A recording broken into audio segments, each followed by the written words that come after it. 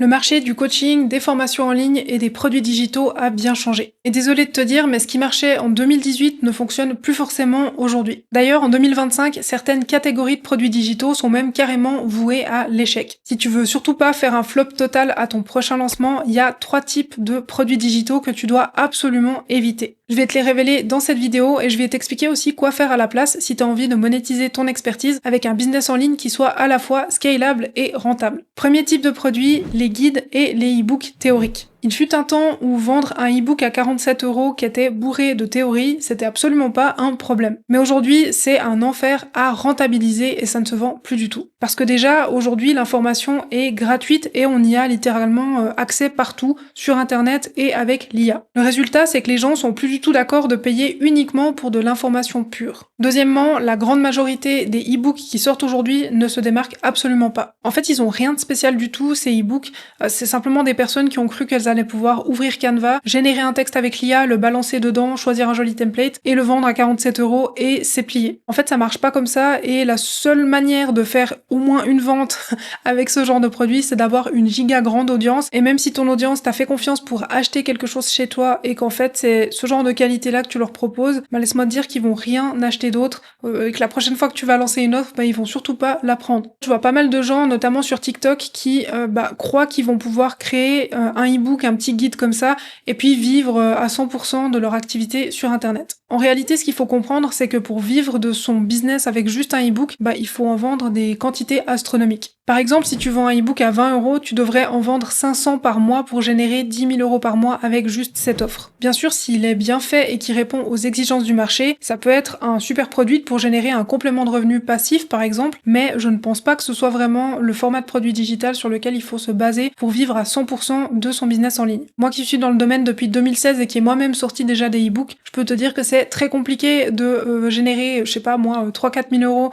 avec un e-book, et toutes les personnes que j'accompagne dans mes programmes, personne ne vend juste un e-book pour vivre de son business. Si tu veux te lancer avec les e-books aujourd'hui, il faut absolument que tu intègres des éléments de passage à l'action dans ton offre. Des exercices, l'accès à une communauté, des heures de coaching avec toi, n'importe quel élément qui va permettre à tes clients d'avoir une vraie expérience avec ton produit et surtout qui va leur permettre d'avoir une vraie transformation avec ton e-book. Deuxième type de produit, les formations en ligne floues et sans accompagnement. Il y a encore pas si longtemps, tu pouvais t'en sortir avec une série de vidéos préenregistrées et espérer que ça se vende tout seul. Sauf qu'aujourd'hui, la donne a changé. Encore une fois, les gens sont beaucoup moins prêts qu'avant à payer pour de l'information. Trop souvent, je vois des personnes qui lancent des formations qui se démarquent absolument pas sur le marché, qui n'ont pas d'éléments différenciateurs, qui reprennent juste en fait un titre qui existe déjà ou un concept qui existe déjà et il n'y a pas de méthode unique et ça ne marche plus tout simplement. Si ça marche plus, c'est surtout parce que le fait de ne pas se différencier, ça va faire que ton produit devienne une commodité, peu importe son format d'ailleurs, et donc les gens vont commencer à faire marcher les prix, donc à regarder quelle formation est la moins chère, et ils vont avoir aucune raison de prendre la tienne, sauf si c'est la moins chère du marché. Et c'est absolument pas ce qu'on veut faire quand on veut avoir un business en ligne qui soit rentable. Il faut qu'on ait des éléments de différenciation, des méthodologies uniques, et des choses qui nous permettent aussi de fixer un tarif plus élevé et de se positionner comme expert dans son domaine.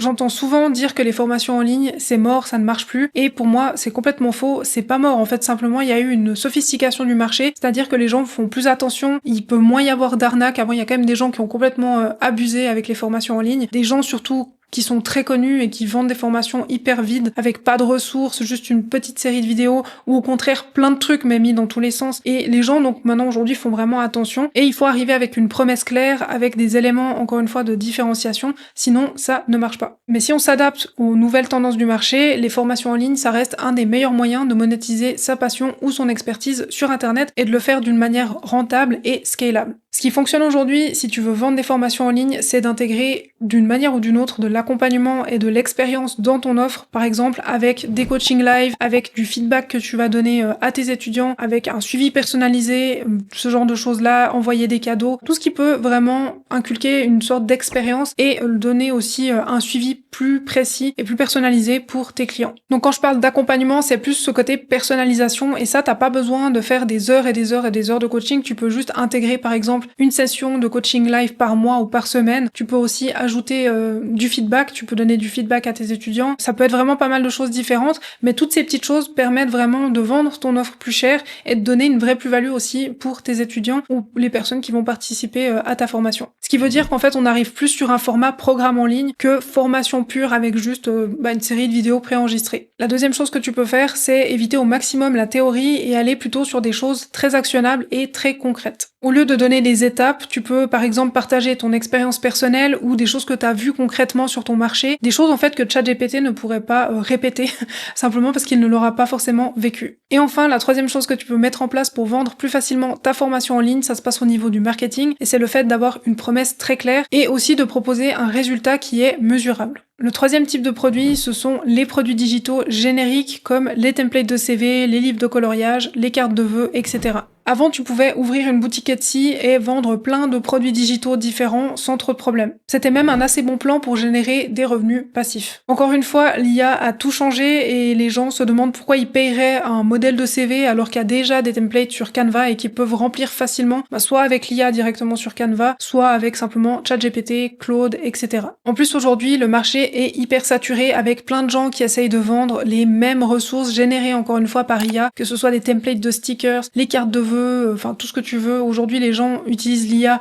pour faire des packs avec toutes ces choses-là, ce qui fait qu'encore une fois, c'est très compliqué de se démarquer avec ce genre de produit. Et c'est comme d'habitude, si ton produit est trop générique, il va finir par se fondre dans la masse et ça va être juste le prix qui va faire que la personne va décider ou non d'acheter chez toi. Ce qui fait que tous les prix sont tirés vers le bas. Ce qui fonctionne à la place, c'est de créer des produits digitaux qui sont dans une niche très spécialisée ou avec une utilité aussi très précise. Si par exemple, tu as envie de vendre des templates Notion, ce que je te conseille, c'est de cibler en imaginant par exemple des templates Notion pour les architectes, pour, je sais pas, les étudiants, etc. Ce qui fonctionne bien aussi, c'est d'ajouter une vraie notion de transformation à ton offre. Ça suffit plus forcément de proposer, par exemple, un simple PDF. Ce qu'il faut faire, c'est vraiment rajouter, par exemple, imaginons 1 heure de coaching, ou encore une fois un feedback, ou avoir ton regard à toi sur ce que la personne va faire avec son produit, avoir une expérience particulière, une méthodologie particulière, etc. Tout ce qui va te permettre de faire en sorte de démarquer ton produit des autres sur le marché.